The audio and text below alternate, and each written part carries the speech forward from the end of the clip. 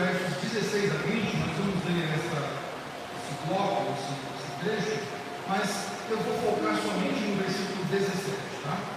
Então, Marcos capítulo 1, versos 16 a 20, diz assim: caminhando junto ao mar da Galileia, viu os irmãos Simão e André, que lançavam a rede ao mar, porque eram pescadores. Disse-lhe Jesus: vinde após mim, e eu vos farei pescadores de homens. Então eles deixaram imediatamente as redes e o seguiram. Pouco mais adiante, viu Tiago, filho de Zebedeu, e João, seu irmão, que estavam no barco consertando as redes. Logo os chamou. Deixando eles no barco a seu pai Zebedeu, com os empregados, seguiram após Jesus. Vamos focar então no verso 17, onde Jesus disse-lhe Jesus: vinde após mim, e eu vos farei pescadores de homens. Meus irmãos,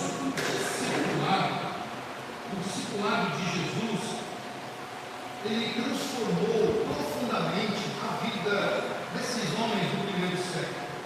O discipulado de Jesus, ele transformou a vida desses homens, dos discípulos de Jesus, e mudou radicalmente todo o entendimento daqueles homens. Ele levou esses homens, que eram homens comuns, transformou eles de homens comuns, para líderes espirituais de outras pessoas. E eles também espalharam o Evangelho para todo mundo. E o resultado desse discipulado de Jesus foi uma mudança de caráter, foi a implantação de missões e também uma mudança de propósito, que refletiu na coragem desses homens de Deus, na fé desses homens e no serviço deles, que acabou então sendo uma marca para aqueles homens. O discipulado de Jesus marcou a vida desses homens, transformando cada um deles, e a história acaba comprovando essa mudança, acaba comprovando essas marcas que ficaram na vida desses homens. E nós vemos isso, meus irmãos, de forma muito objetiva e muito singela nos ensinamentos de Jesus Cristo a esses homens.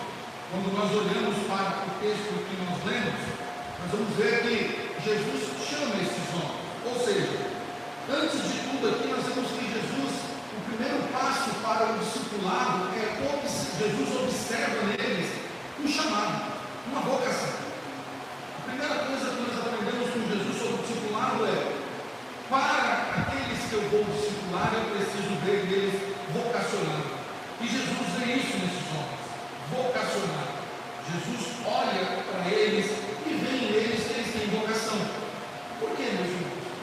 Como eu disse na pregação anterior, olhando com os olhos humanos, quem veria naqueles homens alguma coisa boa? Quem enxergaria em Pedro, André, Tiago e João alguma coisa boa? Eles eram o quê? Pescadores. Homens que cheiravam a peixe, homens que as suas vestes demonstravam que eles eram homens trabalhadores, homens simples. Não havia uma oratória do nível de sinagoga daqueles homens, não havia naqueles homens uma retórica, não havia naqueles homens outras qualidades exigidas para um bom orador, para um bom acadêmico. Mas Jesus olha para aqueles homens e vê neles vocação. Olha, se eles são pescadores, se eles são comerciantes, eles são bons de boca, bons de lábio, né, senhor? São bons de lábio.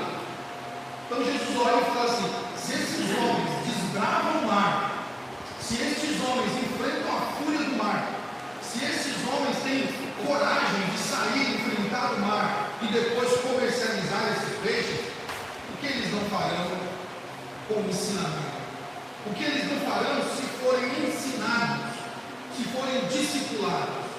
E nós vemos que Jesus estava certo, porque estes homens, a vocação destes homens, notada por Jesus, transformou esses homens em grandes oradores, pregadores do reino de Deus. Mas nós olhamos ainda, meus irmãos, que que o segundo ponto, dentro do discipulado de Jesus, primeiro foi o vocacionado, né? O segundo ensinamento que nós vemos aqui nesse texto é que Jesus, ao chamar aqueles homens para um discipulado, Jesus chama eles para um discipulado radical. Para um discipulado radical. Ou seja, Jesus não pega aqueles homens e diz, ó, vem e eu já vou colocar vocês para trabalhar. Não, Jesus diz, vem após mim, né? Verso 17. Vinde após mim, e eu vos farei. O verbo fazer aqui, ele implica em não só executar o seu trabalho no momento em que é chamado, mas em ensinamento. Né? Sabe aquela mãe que assim, o filho fala alguma coisa, a mãe pede alguma coisa, o filho e a filha fala assim, mãe, eu não sei fazer. Eu vou te ensinar a fazer. Vem aqui que eu vou te ensinar a fazer. Em outras palavras, a mãe e o pai estão dizendo assim, vinde após mim, eu vou fazer você fazer um belo arroz, uma bela mistura, fazer você limpar a casa do nosso pai. Isso é ensinamento. Jesus olha para aqueles homens no primeiro momento, vê vocação. O segundo ponto do discipulado de Jesus é ensinar aqueles homens o que eles deveriam fazer. Uma atitude interessante. O discipulador, nós veremos isso quando chegarmos em Marcos 16, mas o discipulador ele precisa desses passos. Ele precisa enxergar potencial no seu discipulado. E ele precisa ensinar. Ensinar é uma dádiva, é um dom. É um dom ensinar. Temos aqui professores que sabem isso. Ensinar é um dom. Não é todo mundo que tem capacidade para ensinar. Mas olha que interessante. No discipulado de Jesus chama todos aqueles que, aos olhos da sociedade, não podem oferecer nada, muito menos ensinar alguém, porque o que o pescador vai ensinar? Jesus transforma a vida deles para que eles, uma vez discipulados, agora eles possam também discipular o povo. E o terceiro ponto do ensinamento de Jesus que nós podemos ver aqui no texto, então ele vê vocação ou capacidade, né? Aí você pode trocar o adjetivo, mas Jesus olha naqueles homens potencial, vocação. Segundo ponto, Jesus chama eles para nos ensinar. E o terceiro ponto, que eu acho fantástico, Jesus antecipa o resultado do discipulado. Não é isso que ele diz? Vinde após mim e eu vos farei pescadores de homens. Jesus está antecipando o que vai acontecer na vida deles. Então nós podemos ver, meus irmãos, que o discipulado basicamente eu preciso enxergar potencial no meu discipulando, eu preciso ensiná-lo e eu preciso mostrar a ele que ao final do discipulado ele vai dar fruto, ele vai dar resultado, que é isso basicamente que nós vemos. E olha que interessante, meus irmãos, quando nós olhamos para o Evangelho de Jesus Cristo, narrado nas Escrituras, nós vemos que o que Jesus propôs aqui, de fato aconteceu.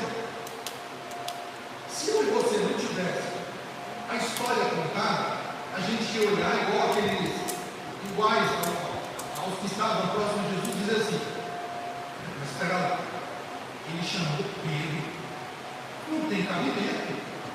Pedro, André, Tiago e João. Primeiro que eles são da Galileia, e não pode sair nada bom da Galileia. Talvez, só talvez, aqui eu estou conjecturando, talvez alguém lhe importe aquela lebre, lembra da questão da criança, o menino ser ensinado toda a lei, e ele passava por etapas, e essas etapas eram uma espécie de eliminatórias. Se aquela criança não desenvolvesse bem o aprendizado que os rabinos ensinavam, aquela criança era descartada para aprender a profissão do pai. Talvez alguém levantou assim, eles não foram nem capazes de aprender a lei, não se tornaram discípulos de nenhum rabino, que agora chamam eles para discipulá-los e dizendo que eles vão ser pescadores de homens. Isso aí, se nós não tivéssemos a história contada, possivelmente nós olharíamos com isso. Mas como nós temos a história contada, nós podemos dizer, Que legal! Jesus realmente transformou a vida de pessoas. Mas olha que interessante, meus irmãos. O texto bíblico nos prova que Jesus ele estava certo na sua escolha. Realmente, aqueles homens tinham potencial. Os evangelhos provam isso. Realmente, Jesus ensinou aqueles homens. Os evangelhos provam isso. Realmente, o que Jesus propôs a eles aconteceu ipsis literis, aconteceu de fato. Porque o evangelho não é isso. Então vamos ver alguns resultados do discipulado de Jesus. Primeira coisa que aconteceu com aqueles homens: transformação de caráter. Jesus discipula aqueles homens e um dos resultados é transformação de caráter. Os discípulos de Jesus, entre pescadores, eram também cobradores de impostos, tá? E outras profissões mais não muito agradáveis ao público. Mas Jesus transforma o caráter deles. Jesus molda os seus discípulos para que eles agora não andem mais como eles andavam nas suas tratativas diárias, nos seus comércios, no seu trabalho. Agora os discípulos, com o seu caráter transformado, eles passam a viver uma vida de santidade e uma vida humilde. Nós podemos ver isso, por exemplo, na vida de Mateus, cobrador de impostos, que não era bem visto pelo seu próprio povo. Mateus cobrava o imposto do seu próprio povo. Quando Mateus se encontra com Jesus, Jesus diz: vem, me segue. Mateus tem o seu caráter transformado e agora ele não é mais um cobrador de imposto. Agora Mateus tem uma vida de santidade, tem uma vida voltada para o bem do próximo e uma vida de humildade. Nós vemos, por exemplo, Pedro, que era um pouco colérico, um pouco exaltado. Após a sua conversão, após o seu discipulado, Pedro agora é aquele que escreve essas duas cartas e fala de humildade e se posta como alguém humilde de fato. Os discípulos, então, nesse ensinamento de Jesus, o seu caráter é mudado e há uma mudança de valores na vida deles. Eles abandonam as ambições, eles abandonam os seus desejos pessoais. Eles agora passam a viver em obediência e amor a Deus e ao próximo. O discipulado de Jesus faz isso mesmo. Jesus chama para o discipulado para transformar vidas, para transformar caráter. O discipulado de Jesus visa isso, e é por isso que ele nos convida, meus irmãos, a sermos discipuladores, para que outros, assim como nós, também tenham o seu caráter transformado, também tenham os seus valores mudados. E a Bíblia mostra isso de forma muito clara. Pedro, como eu disse, aquele homem impossível, aquele homem valente, aquele homem que ao mesmo tempo que era valente e bravo para arrancar a orelha de um soldado, mas também era um Pedro medroso, sem fé, sem confiança, que andando sobre o mar acaba ficando com medo e começa a descer ali nas águas. Este Pedro, meus irmãos, ele tornou-se um homem firme, um homem corajoso, que nós vemos em Atos, pregando o Evangelho. E quando ele é questionado, dizendo assim: olha, esse aí está tudo bêbado. Ele disse: não, não tem ninguém bêbado aqui não. E aí começa a explicar o que aconteceu. Firmeza na fé. Pedro é aquele homem corajoso, que quando prega o Evangelho, ele é preso, açoitado, e ele diz para ele: você vai ganhar você vai responder aí em liberdade, você vai ser solto, mas não pregue mais sobre esse Jesus. O que Pedro fala agora naquele discipulado? Vou continuar pregando, porque importa mais obedecer a Deus do que aos homens. Então Pedro está convicto agora. O discipulado de Jesus mudou o caráter de Pedro, mudou o caráter dos discípulos, mudou os valores daqueles homens. Aqueles homens agora não têm mais a sua vida como gloriosa, mas agora eles vivem para o reino de Deus e a sua justiça. Esse é o primeiro ponto que Jesus nos mostra aqui, olhando para os discípulos. Mas o segundo, ao serem discipulados, esses homens agora passam a ter uma missão e um propósito. E o discipulado visa isso, meus irmãos. Todos aqueles que foram discipulados por Jesus, eles foram discipulados e foi-lhes dado uma missão e um propósito. Qual é a missão? Nós vamos ver em Mateus 28, e se repete isso nos outros evangelhos. Jesus, depois de discipulados, Jesus os envia a pregar o evangelho e a fazer discípulos. Jesus envia os 12 primeiro, para que eles façam o quê? Novos discípulos. Meus irmãos, nós precisamos abandonar este pensamento pequeno, este pensamento egoísta no nosso coração, que uma vez alcançados por Jesus, uma vez discipulados por Jesus, tudo gira em nosso entorno agora. Eu preciso de um culto para mim, eu preciso de canções que me agradem, eu preciso de uma pregação que me agrade, eu quero uma igreja que me agrade, que seja da maneira que eu quero que as preocupações funcionem da maneira. Não! Você foi discipulado não para usufruir dos benefícios da igreja, mas você foi discipulado por Cristo para fazer novos discípulos. Por isso Jesus em Marcos 16 diz: ide por todo o mundo, pregai o evangelho, fazendo discípulos de todas as nações, batizando e fazendo discípulos de todas as nações. Ou seja, meus irmãos, nós fomos discipulados por Cristo para fazer outros discípulos, para que a partir de nós outros se cheguem a Cristo. E sabe quem vai discipulá-lo? Você. O Evangelho não conta, não narra que Jesus, depois de discipular os 12, nenhum deles escreve que Jesus agora é quem discipula o convertido. Não. Uma vez que Jesus discipulou aqueles 12, agora era a missão daqueles 12 discipular outros, fazer novos discípulos. Por isso, meus irmãos, eles recebem uma missão com o propósito de que essa missão ela glorifique a Deus. Quer ver outro exemplo muito bonito? Jesus, quando tem um encontro com aquela mulher em Samaria, aquela mulher que tinha uma vida arrasada, uma vida toda destroçada, a sociedade já não via aquela mulher com bons olhos devido à sua situação conjugal, mas ela teve um encontro com Cristo. E aquele encontro não foi para beber água, não foi sobre se a água era boa, se não era, se a água já tinha uma qualidade ou não, se o poço verdadeiro era o poço de Jacó. Não foi para isso. Jesus estava discipulando aquela mulher. Aquela mulher recebeu o discipulado de Jesus. E ao receber o discipulado, ela tem uma missão. E ela retorna para a sua cidade. Não mais como uma mulher que tem problema no seu relacionamento. Não uma mulher mais que se importa com os olhares tortos ou com o preconceito da cidade. Ela vai agora, ela vem da cidade com a cabeça baixa, abatida, preocupada com as críticas em busca d'água. Ela sai, saciada pela água da vida, e volta para a sua cidade com a cabeça erguida, sem se preocupar com preconceitos e críticas, anunciando o Evangelho de Deus, fazendo discípulos naquela cidade. Quando Jesus volta, alguns anos mais tarde ali, Decápolis, que era a região onde aquela mulher estava, todos eles conhecem o Evangelho.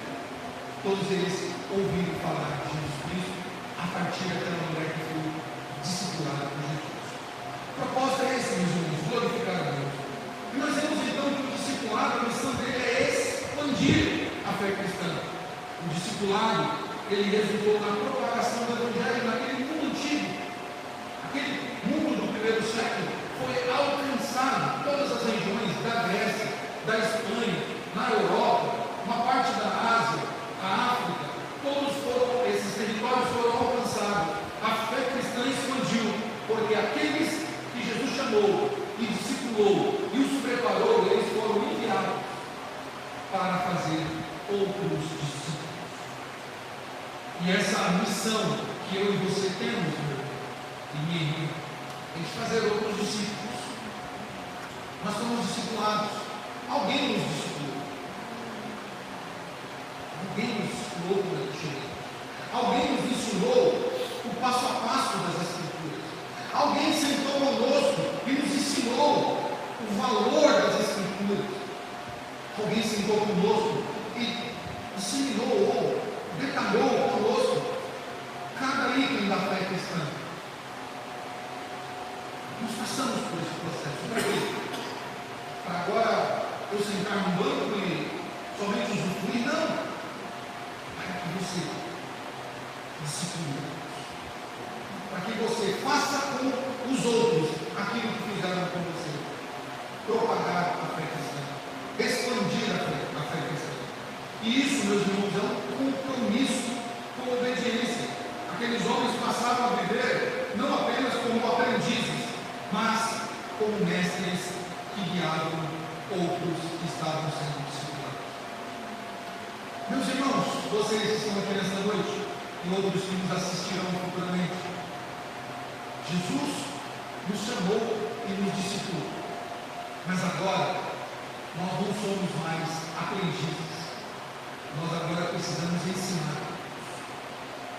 Jesus nos catequizou, Jesus nos ensinou para que nós ensinássemos a outros. E isso é um compromisso que eu e você devemos atender com obediência ao nosso Senhor. Devemos fazer isso com obediência. Atender esse convite do Senhor, esse chamado do Senhor, esta grande comissão que nos é imposta. Mas ainda, meus irmãos, vemos nesse discipulado de Jesus que um dos resultados, então, o primeiro resultado foi mudança de caráter, mudança de valor. Há uma missão, um propósito envolvido. E o terceiro, aqueles homens que foram discipulados por Jesus, eles tiveram um crescimento espiritual. Quando nós olhamos para os evangelhos, nós vemos isso. Estes homens agora maduros na fé, dependentes de Deus, e agora vivendo em comunidade. Os discípulos, meus irmãos, não foram apenas não receberam apenas um aprendizado intelectual, cognitivo. Eles receberam um ensinamento espiritual. E nós podemos ver isso no livro de Atos. Quando nós começamos a ler o livro de Atos, desde o capítulo 1, e discorrendo todos os capítulos, nós vamos ver isso. Maturidade de fé. Maturidade. Agora, o João Marcos não corre mais sem boca, com medo de ser preso pelos soldados romanos. Agora João Marcos está envolvido com missão. Agora Pedro e os discípulos não se escondem mais, com medo de serem presos. Pedro não nega mais a Cristo, dizendo: não conheço, nunca vi, não sei quem é. Não. Agora eles pegam o Evangelho e fazem discípulos publicamente, não se importando se vão ser presos ou não. Agora eles têm maturidade na fé, eles sabem que eles dependem somente de Cristo, somente de Cristo.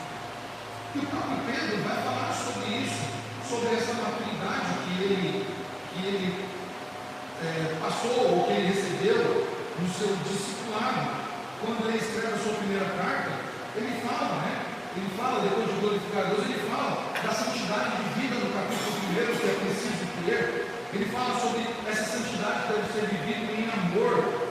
E ele fala também, meus irmãos, que a nossa vida no capítulo 2 deve ser uma vida exemplar. Capítulo 3, ele repete de novo que a vida do cristão deve ser exemplar, né? Com a sua família agora também. Ele vai falar, interessante Pedro falando isso no capítulo 3, vai falar de longanimidade, né? Vai falar de longanimidade, continuando falando da longanimidade de Deus, mas falando de longanimidade. Ele vai expandir isso em todos os seus escritos. Nós olhamos que esse Pedro é muito diferente daquele Pedro que negou Jesus, daquele Pedro que também, assim como os discípulos, se esconderam com medo de serem presos. Mudança, crescimento espiritual. Notem que interessante, meus irmãos. Nenhum daqueles homens, principalmente esses quatro que nós estamos vendo aqui, Simão, que é Pedro, André, Tiago e João, nenhum deles, depois de serem discipulados por Jesus, ficaram estagnados espiritualmente. E aqui cabe um alerta para nós, para todos nós.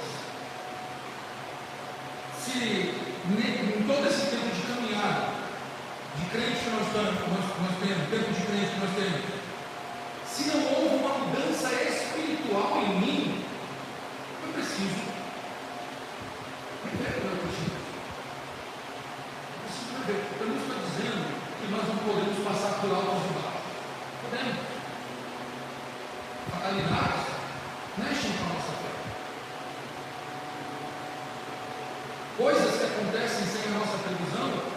abalo. Já que o nosso médico mexe com a nossa espiritualidade, a nossa fé. Não é esse o problema. O problema é o que está acontecendo de forma diária, o tempo todo. Se eu não cresci espiritualmente, se eu não desenvolvi um crescimento espiritual, eu preciso viver o meu cristianismo. O que está acontecendo comigo? Paulo chega na igreja de Corinto, se não me falha a memória, e ele exorta aqueles que dizem assim: pera lá, vocês estão tanto tempo aqui e tomando leite maternal ainda, vocês já deviam estar comendo um alimento mais sólido e não serem alimentados como crianças de peito. Paulo está exortando, dizendo assim: vocês já precisam estar em um nível espiritual diferente dos outros. Irmãos, não dá para nós, depois de 10, 15 ou 20 anos de cristianismo, e a gente tem uma fé igualzinha ou uma espiritualidade de quem chegou domingo passado na igreja, de quem se converteu há um mês. Ah, mas quem se converteu há um mês está vivendo o primeiro amor, aquela alegria, então vai buscar o primeiro amor.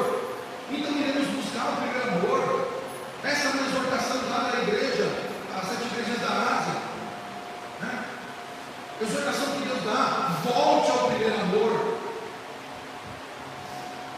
Discipulado de Jesus pressupõe crescimento espiritual, dependência de Deus e vida em comunidade.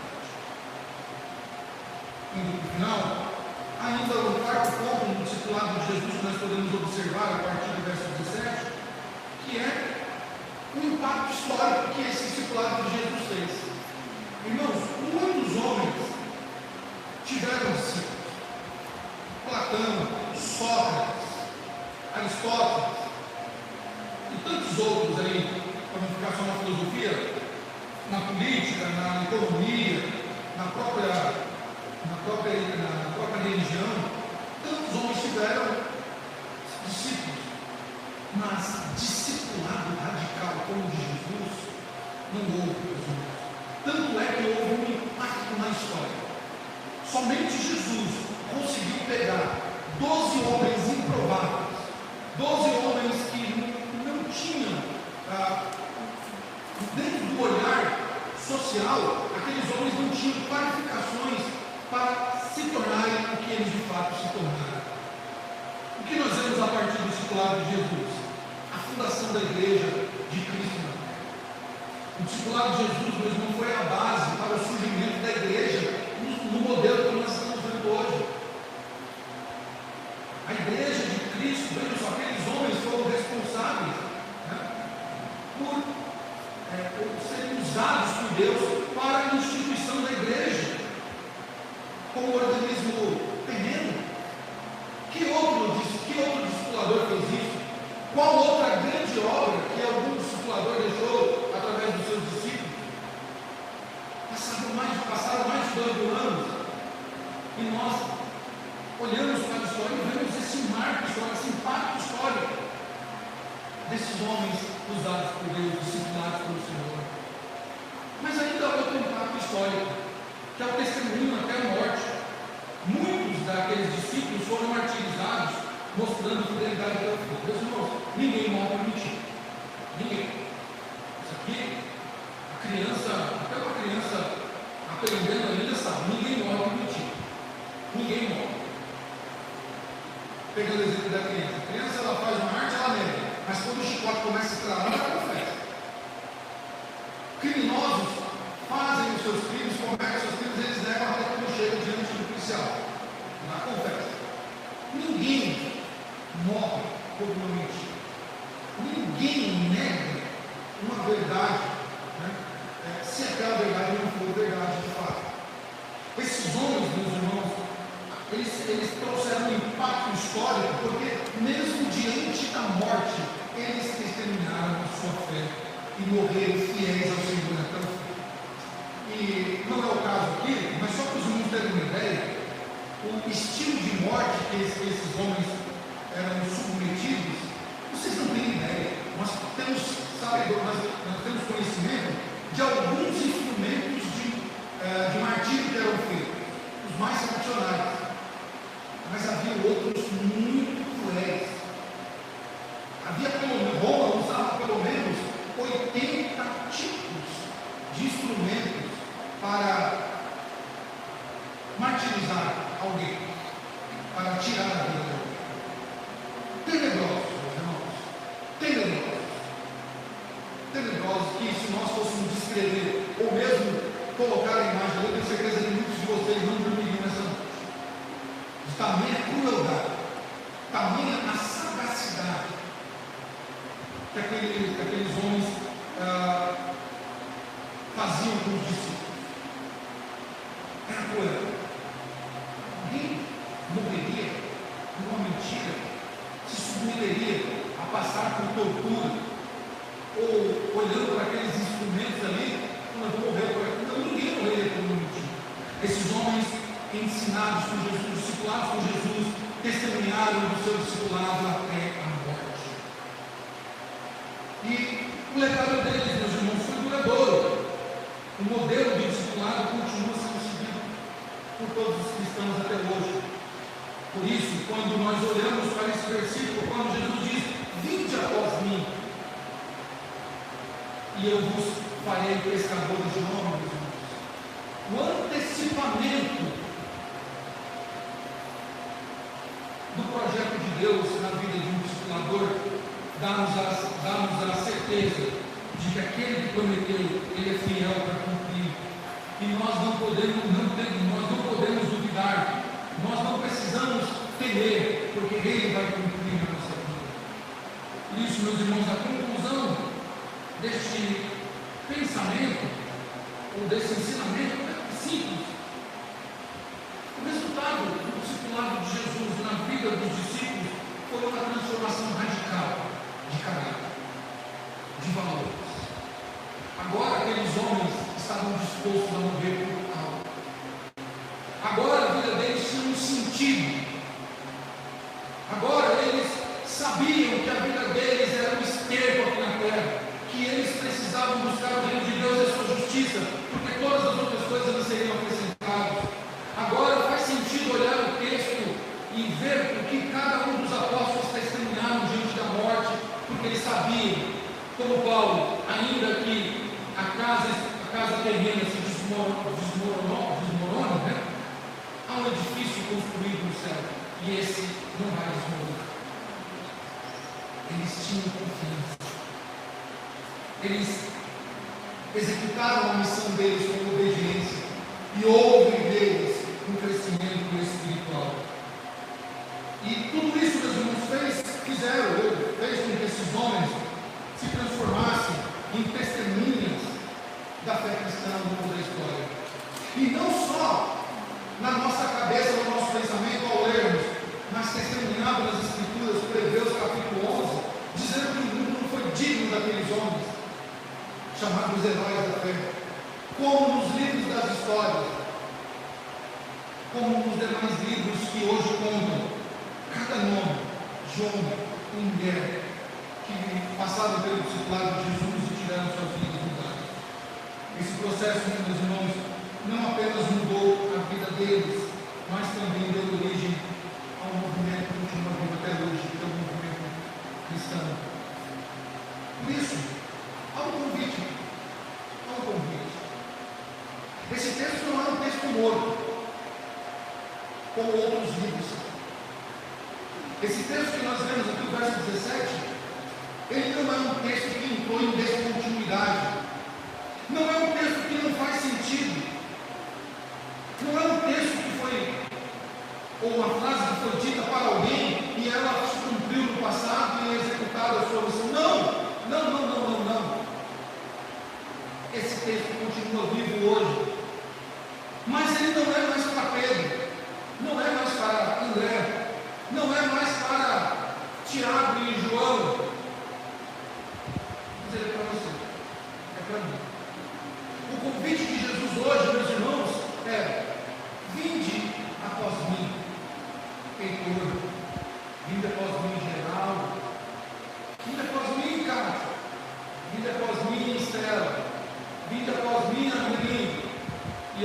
a Ele, pescadores de homens. Jesus está nos convidando para um discipulado, mas não um discipulado qualquer, um discipulado radical. Jesus quer transformar a sua vida. Jesus quer fazer de você um homem melhor, uma mulher melhor. Jesus quer tirar tudo aquilo que atrapalha. Se vocês observarem bem o texto, aqueles homens estavam entretidos no seu trabalho, com redes, e eles marcam as redes ali. Jesus convida você nessa noite para deixa as redes no mar. Você não vai precisar dela. Nessa pescaria você não vai precisar dessas redes. Deixa ela aí. Só me siga. E eu vou transformar a sua vida. Eu vou mudar a sua vida.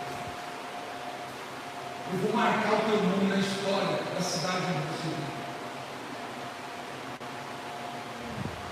Grandes obras passarão por nossas mãos. Irmãos, isso não são palavras jogadas ao vento, não são palavras para agradar ou para criar uma narrativa ou para dar uma ênfase no que eu quero falar. Não é isso. Isso é uma verdade para mim e para você. Jesus está nos chamando. Nós temos duas opções. Essa noite temos duas opções. Uma é rejeitar o chamado. Rejeitar o chamado. Dizer, Jesus, obrigado. Eu estou bem na minha vida, tudo está funcionando legal. Eu sou uma pessoa que vive bem, estou tranquilo, não preciso. Como muitos fazem. E a outra opção é ser humilde, lançar as redes do barco, sair desse barco que você está há muito tempo que não deu resultado, peixe nenhum chegou aí, e dizer, eu vou Jesus, eu confio na tua palavra e sei que o Senhor me transforma, e sei que o Senhor me dá minha. Por fim, meus irmãos, encerrando, o chamado é para hoje, não é para mim. Eu vou arrumar um devolver, vou esperar algo, não é para hoje. Amanhã não pertence a nós. Nós não temos o controle da manhã. Não temos. Chamado de Cristo para hoje. Vinde, e eu vos farei pescadores de homens. Santíssimo Deus, graças te damos, ó Pai, pela tua bondade e misericórdia. Graças te damos porque a tua palavra é viva, é eficaz e mais penetrante do que a espada alguma de dois gumes. E por ela somos exortados, ensinados. Por ela, Senhor, somos conduzidos à verdade do Evangelho, para que atendamos a missão a qual o Senhor nos outorgou, e atendemos essa missão, Senhor, com obediência e humildade, para que o Senhor faça em nós aquilo que o Senhor quer, para que não sejamos, Senhor, hipócritas e não cantamos como cantamos nessa noite, algo que não seja verdade, porque nós cantamos que Jesus Cristo mudou o meu governo. E que isso seja uma verdade, meu Deus. Se o Senhor mudou a nossa vida, então é preciso ter mudança de caráter, mudança de valores. É preciso que nós encaremos a missão que o Senhor nos outorgou. E é preciso que nós cresçamos espiritualmente para a glória do teu nome.